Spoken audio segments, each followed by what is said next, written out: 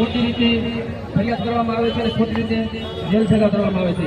એવી જ રીતે જે કાંતિભાઈ વાળાની પણ ખોટી ફરિયાદની અંદર જે ઉનાકાંડ દરમિયાન જેને લડત આપી હતી, જે અમરેલીની અંદર જેની ઉપર ખોટી ફરિયાદ હતી, એને પણ 8.5 વર્ષ જેલમાં નાખવામાં આવ્યા હતા।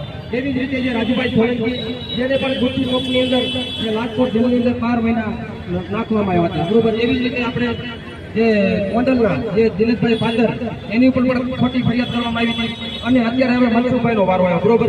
હવે મનસુખભાઈ પછીના કેટલા વાર આવ્યા હજી કઈ નક્કી નથી, એટલે ખરેખર આપણે સમાજને બધાને ભેગું થઈ અને ખરેખર આપણે આજે ભેગા થઈ અને આપણે આઈજી સાહેબને આજે આવેદન પત્ર આપવાનું છે અને ન્યાયની માંગણી માટે, એટલે ખરેખર આપણે દલિત સમુદાયને ખરેખર ભેગું થઈ એકઠા થવું પડશે, નકર આવી રીતે સમાજના ઉપર તો અન્ય અત્યાચાર તો થાય જ છે, પણ જે સમાજના જે આપણા યુવાનો જે લડવૈયા જે આપણા કાર્યકર્તાઓ જે લડતા હોય છે, હવે તો એને પણ જેલ ભેગા કરવામાં આવે છે। જય ભીમ, જય સંવિધાન।